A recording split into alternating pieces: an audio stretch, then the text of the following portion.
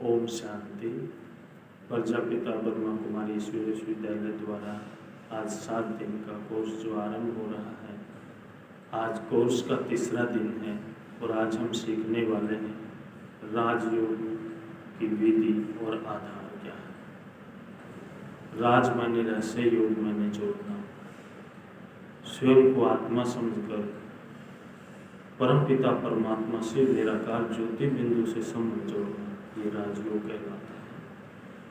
जब हम स्वयं को आत्मा समझते हैं तो हमारा कनेक्शन परमपिता परमात्मा से जुड़ना शुरू हो जाता है। हम देखते हैं जैसे मनुष्य का बच्चा मनुष्य के जैसा होता है, ऐसे आत्मा का पिता परमात्मा ज्योति बिंदु स्वरूप निराकार है। यहाँ पर दिखाया गया है कि एक व्यक्ति योग के रूप में बैठा है, उसकी अवस्था बैठने से पता चलता है कि वो योग कर रहा है।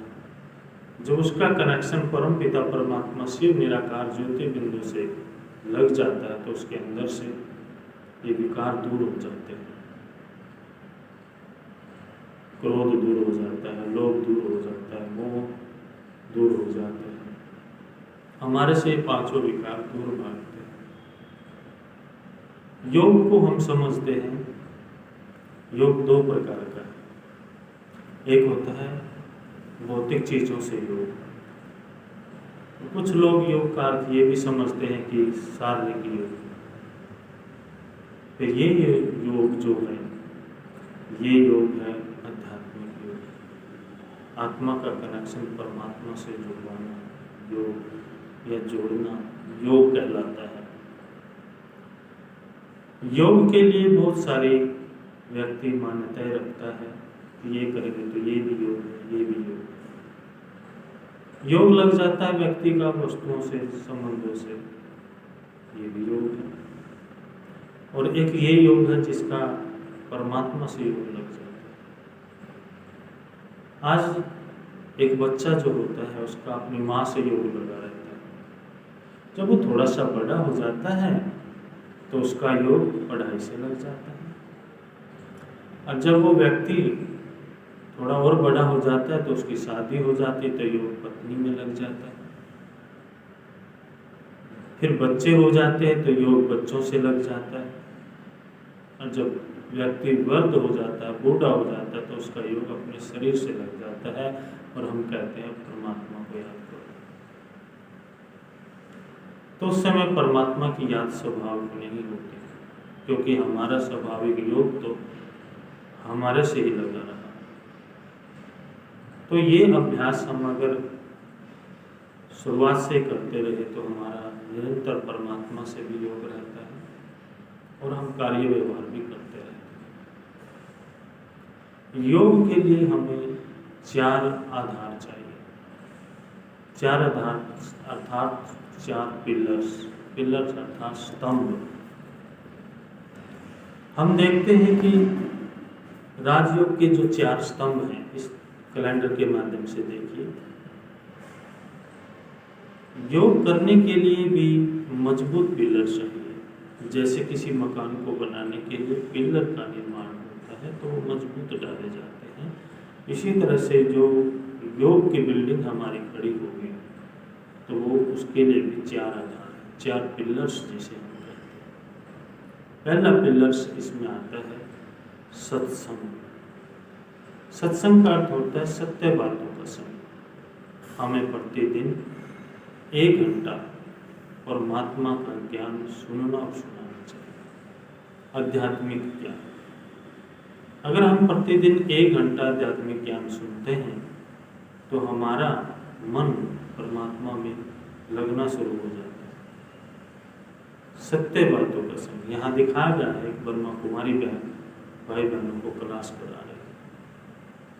सत्संग प्रतिदिन 1 घंटा। फिर आता है दिव्य गुण। दिव्य गुण अर्थात धैर्यता, नम्रता, सरलता, गंभीरता, मधुरता। तो ये मनुष्य के अंदर देवी गुण होना चाहिए। आज मनुष्य के अंदर देवी गुण नहीं है। दिव्य गुण आते हैं अगर हम उनका चिंतन करते हैं। फिर आता है शुद्ध अन्न, शुद्ध अन्न, शुद्ध अन्न। परमात्मा की याद में कमाया हुआ धन, जो हम पैसा कमाते हैं वो भगवान की याद के द्वारा कमाया जाता है। वो किस तरह से कि भगवान हमारे से ये कार्य करा रहा है, भगवान हमारे से ये काम करा रहा है। भगवान की याद से कमाया हुआ धन, और उस धन से जो अन्न आएगा वो है शुद्ध अन्न, और परमात्मा की याद में बनाया गया और परमात्मा की याद में खाया गया, उसको कहते हैं शुद्ध अन्न। फिर चौथा जो पिलर आता है पवित्रता, पवित्रता अर्थात मन वचन कर्म की शुद्धता, ब्रह्मचर्य। तो ये जो 4 पिलर हैं ये परमात्मा को याद करने के आधार है, स्तंभ है। परमात्मा को याद करने के लिए हमारा मन हमेशा शुद्ध होना चाहिए। जब हमारा मन शुद्ध होता है तो हम परमात्मा को याद में रहते हैं। परमात्मा की याद के लिए 4 आधार और हैं। कौन सा? पहला है परिचय, दूसरा है संबंध, तीसरा है स्नेह, और नंबर 4 है प्राप्ति। तो परमात्मा का पहले परिचय चाहिए। जब हमारा किसी से परिचय हो जाता है, परिचय हो जाता है तो हम उसको परिचय के आधार से जानते हैं कि ये फलाना है, ये फलाना है। जब परिचय बन जाता है तो फिर संबंध हो जाता है, संबंध हो जाता है कि ये मेरा फलाना लगता है, ये मेरा फलाना है, संबंधी, संबंध। और तीसरा है स्नेह, स्नेह। परिचय हुआ, संबंध हुआ तो फिर स्नेह हुआ। किसी से भी जब स्नेह होता है तो हम उसको प्यार करते हैं। प्यार में हमें उसकी याद आती है, हम उसको प्यार में रिस्पेक्ट से कुछ भी कहते हैं। जैसे यहाँ ब्रह्मा कुमारी में हम परमपिता परमात्मा शिव का रिस्पेक्ट करते हैं तो उसको हम शिव बाबा कहते हैं, मीठा बाबा कहते हैं, प्यारा बाबा कहते हैं। फिर है प्राप्ति, हम उससे मिले हैं तो हमें उससे प्राप्ति क्या होगी, प्राप्ति क्या होना चाहिए। पहला था हमारा परिचय, फिर संबंध, फिर स्नेह और फिर है प्राप्ति। इसी तरह से परमात्मा की याद भी हमारे को आनी चाहिए। एक परमात्मा की याद एक होती है स्वार्थ की याद, एक परिचय की याद, एक संबंध के आधार से, एक स्नेह की याद, एक प्राप्ति की याद। एक स्वार्थ वाली याद जो होती है कि जैसे एग्जाम हुआ या कोई काम करना है, कराना है तो हमें भगवान की याद आती है, या हमारा कोई काम रुक गया है, दुख में ही याद करते हैं, वो स्वार्थ वाली याद है। परमात्मा कहता है अगर सुख में मुझे याद करे तो दुख काहे को। एक होती है याद, दूसरी प्राप्ति की याद, भाई हम उसको याद कर रहे हैं तो वो प्राप्ति वाले याद, हमें उससे कुछ मिलेगा, प्राप्ति। तो याद में भी कई प्रकार की यादें होती है। एक याद करना पड़ता है, एक याद स्वतः आती है, एक याद सताती है, और एक याद है प्राप्ति। तो इसमें सबसे श्रेष्ठ जो याद है, जो सत्य याद है, स्नेह भरी याद, प्यार भरी याद। याद के लिए जैसे परमात्मा को याद करना कोई कठिन नहीं है।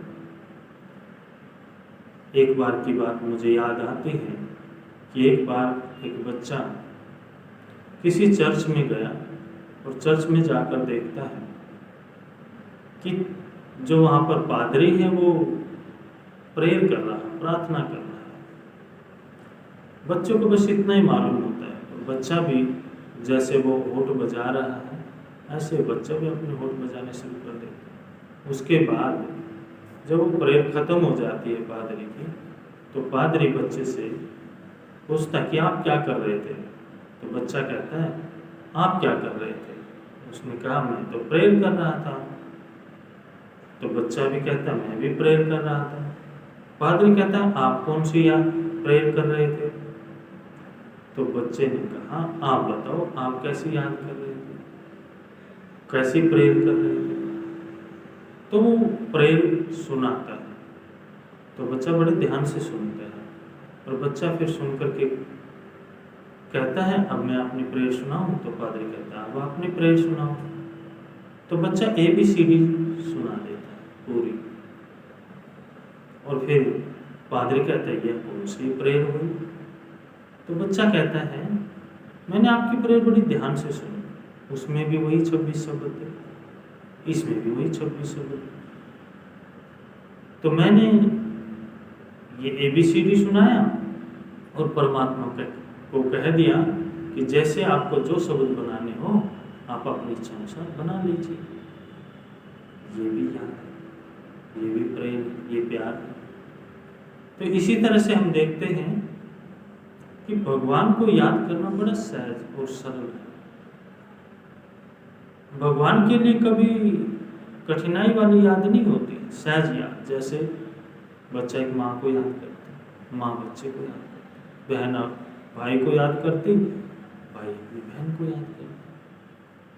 कर्म करते हुए करते हैं, कहीं उसके लिए समय नहीं निकालते कि आज मैंने अपने भाई को याद करना तो मैं 1 घंटा निकालूं, या मैंने अपनी माँ को याद करना तो मैं 1 घंटा के लिए फ्री हो जाऊं। नहीं, हम कर्म करते उसको याद करते हैं। इसी तरह से हम परमात्मा के बच्चे हैं, तो उसको भी हम कर्म करते याद कर सकते हैं, सहज जिस भी भाव से आप करें। देखिए एक बार एक गवाला है, गवाला अपनी गाय चराता है और गाय जब चराता है तो वो एक पेड़ के नीचे बैठ जाता है।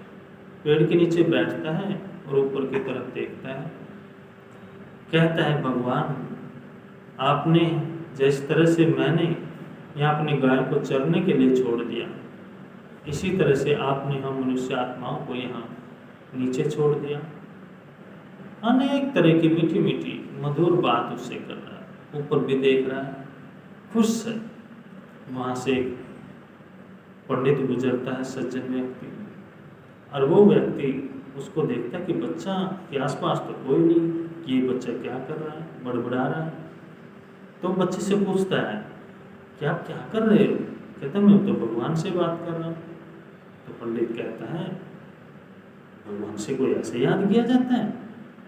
भगवान के लिए तो मैं आपको सिखाता हूँ। और वो बच्चे को एक मंत्र सिखा देता है, कहता है इस मंत्र को आप याद करो तो आपको भगवान सहज याद हो जाएगा। तो पंडित तो उसको कह के चला जाता है और वो मंदिर में जा कर के भगवान के सामने कहता है आज मैंने बहुत अच्छा काम किया। एक व्यक्ति को आपको याद करना नहीं आ रहा था तो मैं उसको याद करना सिखा के आया। तो आकाशवाणी होती है, क्यों भला अच्छा व्यक्ति मुझे सहज तरीके से अपने भाव स्वभाव से याद कर रहा था, आपने तो उसको मंत्र में लगा दिया, तो मंत्र को याद करेगा, मेरी याद कहाँ है? तो प्राप्ति वाली भी याद है। प्राप्ति क्या है? परमात्मा से हमें अष्ट शक्तियाँ मिलती हैं। अष्ट शक्तियाँ, जब हम भगवान को याद करते हैं तो हम अष्ट शक्तियाँ प्राप्त होती हैं राजयोग के द्वारा। ये हमारे जीवन में बहुत उपयोगी है। आप देख पा रहे हैं इसमें एक बच्चा है जो पेड़ को पत्थर मार रहा है, और पेड़ को जब पत्थर मार रहा है तो पेड़ उसको बदले में खाने के लिए आम दे रहा है। तो आज देखिए एक पेड़, एक पौधा मार खा करके भी हमें खाने के लिए आम दे रहा है। तो आज का मनुष्य क्या कर रहा है? आज के मनुष्य में सहन करने की शक्ति नहीं। जब सहन नहीं कर पाता है तो घर में लड़ाई होती है, झगड़ा होता है। ये जो घर घर में कलह है, कलेश है, कहा सुनी है, वो इसी के कारण है कि ये व्यक्ति आज सहन नहीं कर पाता। किसी ने कुछ कह दिया तो सहन नहीं होता, मैं क्यों सहन करूं? अगर वो 10 बार सहन कर लेता है तो 11वीं बार कहता है कि मुझे सहन करना है। तो सहन करने की शक्ति भी परमात्मा की याद से मिलती है। जो सहन करता है वो सहनशाह कहलाता है। एक बार की बात है, कहानी है कि राजस्थान से एक ट्रक के अंदर पत्थर और एक मूर्ति आ रही थी। पत्थर और मूर्ति की बात होती है, कहानी है ये, समझने की, बहुत अच्छी लगेगी आपको। कि पत्थर मूर्ति को देख करके कहता है कि देखो आपका भाग्य और मेरे भाग्य में कितना अंतर है। आप भी उसी खान से निकली और मैं भी उसी खान से निकला हूं। आप मंदिर के ऊंचे स्थान पर रखी जाओगी और मुझे मंदिर के नीचे स्थान पर, जहां पर लोग अपने पैर रखेंगे, जूते निकालेंगे, यही हो। बहुत सारी बातें वो मूर्ति से करता है और उसके बाद जब मूर्ति बोलती है तो क्या कहती है कि हाँ ये सही है कि आप भी उसी खान से निकले और मैं भी उसी खान से निकला। तो यहाँ पर मूर्ति बोलती है कि जब मुझे बनाया जा रहा था, कभी मेरी आंख बनाई, कभी मेरा नाक, कान, हाथ की उंगली, पैर की उंगली, मुझे छोटी छोटी हथौड़ी से और छानी से छेद किया गया, पीटा गया और मैंने उस सब कुछ सहन किया। जब मैंने वो सहन किया तो मैं मूर्ति बनी और मूर्ति पर मुझे मंदिर में ऊंचे स्थान पर लगाया जाए। तो इससे हमें पता चलता है कि जो सहन करता है वो देवता बन जाता है और उसके सब इज्जत करते हैं। सहन करने वाला व्यक्ति महान होता है। तो थोड़ा सा सहन कर लेने से घर भी ठीक हो जाता है। परमात्मा की याद से दूसरी जो शक्ति मिलती है वो समाने की शक्ति मिलती है। समाना, जिस तरह से अनेक नदियों का जल सागर में समा जाता है और वो सागर, जो नदियों का जो कीचड़ा पड़ता है सागर में, सागर उसको, जो उसके काम की चीज़ें हो तो अपनी सतह पर ले लेता है और बाकी चीज़ें किनारे पर डाल देता है। आज का मनुष्य क्या करता है, सवेरे जब घर से निकलता है तो सारी चीज़ें देखता है, अच्छी भी बुरी भी, यहाँ की भी वहाँ की भी, सुनता भी है, देखता भी है, करता भी है। और जब शाम को आता है घर पर खाना खा के सोता है तो नींद में भी बड़बड़ाता है। तो यहाँ पर दिखाया गया है कि समाने की जो शक्ति है इस तरह से मनुष्य के अंदर होनी चाहिए कि जैसे कोई काम की चीज़ है जो उसके काम आने वाले हैं, अच्छे गुण हैं वो अपने अंदर रख लेने चाहिए और बुराई को बाहर कर देना चाहिए, जैसे समुद्र ने कर दिया। इसी तरह से हम देखते हैं इसमें तीसरी जो शक्ति आती है वो परखने की शक्ति, इसमें जोहरी दिखाया गया है। परमात्मा की याद से हमें परखने की शक्ति मिलती है। जो व्यक्ति परख कर चलता है, देखता है कि अच्छा क्या है बुरा क्या है, उसकी व्यक्ति को जब परख हो जाती है, परख तभी मिलती है जब उसका बुद्धि योग परमात्मा से लगा हुआ होता है। तो हमारा जब बुद्धि योग परमात्मा से लगा होता है तो परखने की शक्ति भी हमें मिलती है और हम किसी भी धोखे से बच सकते हैं। किसी भी व्यक्ति के बुरे कर्मों के द्वारा जो दर्द होने वाला था, दुख होने वाला था, उससे भी हम अपना बचाव कर सकते हैं। फिर इसके साथ जो चौथी शक्ति आती है वो आती है निर्णय करने की शक्ति। आप देख पा रहे हैं इसमें तराजू दिखाया गया है कि समान स्तर से सबको समान देखने की दृष्टि। इसमें दिखाया गया है कि सबको एक समान स्तर से देखना। जैसे कि सबको परिवार में भी होता है कि सबको समान स्तर से देखना और निर्णय करना। निर्णय मतलब जो उचित निर्णय है वो शक्ति भी हमें परमात्मा की याद से मिलती है। और पांचवी जो शक्ति मिलती है वो सामना करने की शक्ति। दिखाया गया है इसमें कि एक अर्थी जा रही है और उसमें कुछ लोग भी जा रहे हैं। इसका अर्थ क्या है? सामना करने की शक्ति आज मनुष्य में नहीं है। कोई भी परिस्थिति आती है, जैसे कोई शरीर छोड़ देता है, एक्सीडेंट हो जाता है या कोई भी और भी कारण हो जाता है, किसी ने कहा, ये कहा, वो कहा, तो उस स्थिति का सामना नहीं कर पाता तो घबरा जाता है। तो परमात्मा की याद से भी हमें ये सामना करने की शक्ति भी हमें परमात्मा की याद से मिलती है। फिर छठी जो शक्ति आती है, इसमें आती है सहयोग शक्ति। इसमें दिखाया गया है कि बहुत सारे हाथ एक पहाड़ को उठा रहे हैं। आज सहयोग करने की शक्ति मनुष्य में नहीं है। एक दूसरे का सहयोग करना नहीं चाहता। घर में भी रहते हैं, अगर एक घर में 4 सदस्य हैं तो वो अलग अलग बैठकर खाना खाते हैं। पहले का जमाना जो होता था, पहले जो होते थे तो संगठित परिवार होते थे। छोटा सा कार्य भी मिलकर करते थे और बड़ा कार्य भी मिलकर के करते थे तो जल्दी काम हो जाता था। सहयोग शक्ति, आज मनुष्य का परमात्मा से योग नहीं है तो वियोग हो रहा है, तो उसके कारण वो एकाकी हो गया है। एकाकी होने के कारण छोटा काम उसे बड़ा लगता है और बड़ा काम तो और भी बड़ा लगता है। तो परमात्मा की जब हमें याद रहती है तो हमें एक दूसरे का सहयोग करने की भी शक्ति मिलती है और हम एक दूसरे का सहयोग करते हैं। जो सातवीं जो शक्ति आई है इसमें दिखाया गया कछुआ। कछुए की बहुत बड़ी विशेषता है विस्तार को संकीर्ण करने की शक्ति। इसमें विस्तार, आज मनुष्य क्या करता है, सारा दिन विस्तार की बातों में रहता है, तेरा मेरी की बातों में रहता है, यहाँ वहाँ की बातों में रहता है और सारा दिन वो सोचता रहता है, करता रहता है। यहाँ कछुए का बहुत सुंदर मिसाल दिखाया गया है कि कछुआ जो होता है जब चलता है तो अपने हाथ पैर निकाल करके चलता है और जब विश्राम करता है तो अपने हाथ पैर और मुंह को अंदर कर लेता है। उसके बाद अगर हम उसको कुछ भी करेंगे तो उसको कुछ असर होने वाला नहीं है। आज का मनुष्य सारा दिन वाहियात बातों में रहता है, इधर उधर यहाँ वहाँ की बातों में रहता है तो परेशान हो जाता है। तो रात को भी वो परेशानी में रहता है, उसको सपने भी ऐसे आते हैं, नींद में बड़बड़ाता है, उठता है, चलता है। तो ये भी शक्ति हमें परमात्मा की याद से मिलती है। आठवीं जो शक्ति आती है समेटने की शक्ति। लास्ट जो शक्ति है वो समेटने की शक्ति। देखा है संदूक और उसके ऊपर कुछ सामान रखा हुआ है। समेटने की शक्ति का अर्थ है कि हम कहीं पर भी घूमने या फिरने जाते हैं तो हम वही सामान लेके जाते हैं जो हमारे काम का होता है, जो हमें यूज करना होता है, बाकी सामान हम घर पर ही छोड़ जाते हैं। भगवान हमें बताता है कि जब आप इस संसार में आए तो आपके साथ क्या जाने वाला है। हमारे साथ जो जाएगा हमारे श्रेष्ठ कर्मों की पूंजी जाएगी। हमारे साथ ही कोई चतुर साधन या कोई संबंधी हमारे साथ जाने वाला नहीं है। हमारे पास जाएंगे, हमारे साथ जाएंगे तो एक श्रेष्ठ कर्मों की पूंजी हमारे साथ जाएगी।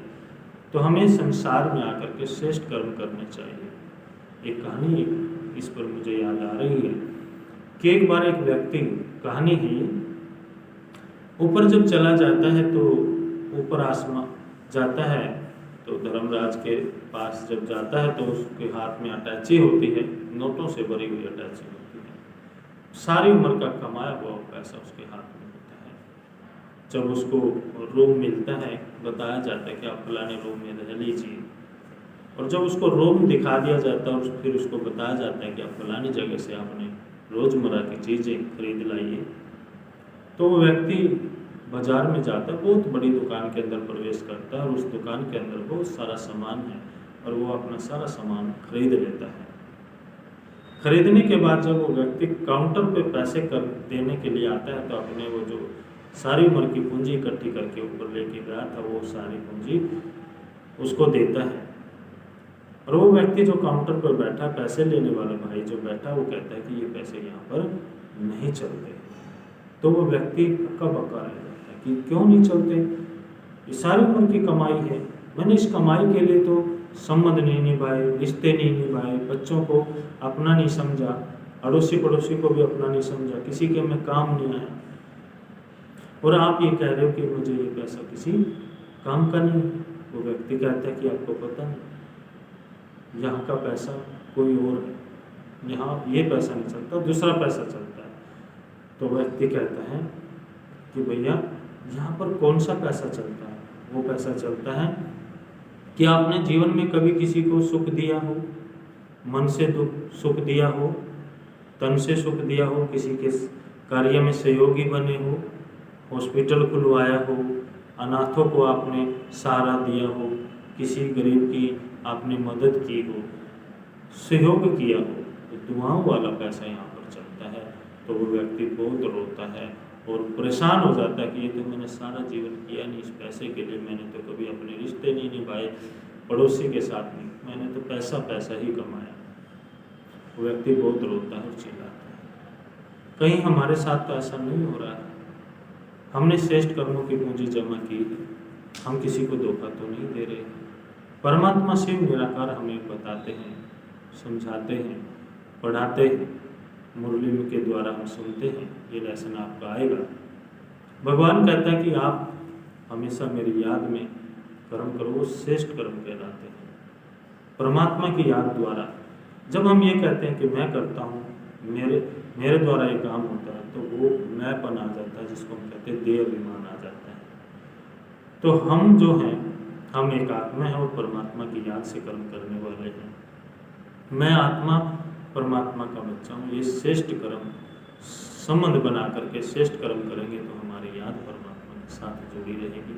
तो आज के लेसन में हमने सीखा कि परमात्मा के द्वारा हमें क्या क्या मिलता है और परमात्मा की याद क्या है। तो हम जैसे कल आप सब ने किया होगा परमात्मा को गुड मॉर्निंग, आज से हम एक और नई बात जोड़ लेते हैं कि दिन में जब भी आपको समय मिले, जब भी आप सवेरे उठते हैं, जब आप परमात्मा को सवेरे आँख खुलते ही गुड मॉर्निंग करना है। परमात्मा श्री भोलेनाथ, श्री बाबा, मीठे बाबा, प्यारे बाबा, हे मेरे परमपिता परमात्मा शिव, आपको गुड मॉर्निंग, नमस्ते। उसके साथ ही आपने फिर उसके साथ कहना कि मेरा दिन बड़ा खुशियों से भरा रहेगा, मैं खुशनसीब आत्मा हूँ, महान आत्मा हूँ, देव आत्मा हूँ। और साथ में ही एक क्रिया आज और सीख लेंगे कि अपना दायां हाथ आगे करेंगे और अपने आप को ही बोलेंगे मैं बहुत अच्छा हूँ, मैं बहुत अच्छा हूँ, मैं बहुत अच्छा हूँ, मैं बहुत अच्छा हूँ, मैं बहुत अच्छा हूँ, मैं बहुत अच्छा हूँ। और दिन में भी जब भी आपको समय मिलता है तो अपने आप को कह दीजिए मैं बहुत अच्छा हूँ। और आज जब आप घर पर जाएंगे या घर में रहते हैं, जिसके साथ भी आप रहते हैं, तो आप सबको बोलेंगे, जैसे कोई अपनी मम्मी को बोलेगा आप मम्मी बहुत अच्छी हो, पापा को पापा आप बहुत अच्छे हो, छोटी बहन है उसको बोलेंगे बहन आप बहुत अच्छी हो, भाई को बोलेंगे आप बहुत अच्छे हो। जब हम एक दूसरे को ये कहेंगे आप बहुत अच्छे हो, बहुत अच्छे हो, तो आप देखिए आपके घर का माहौल कितना अच्छा हो जाएगा। सब एक दूसरे के गुण देखेंगे, अच्छा है, अच्छा है, बुरा भी होने वाला होगा वो भी अच्छा हो जाएगा। अच्छा, ओम शांति, ओम शांति।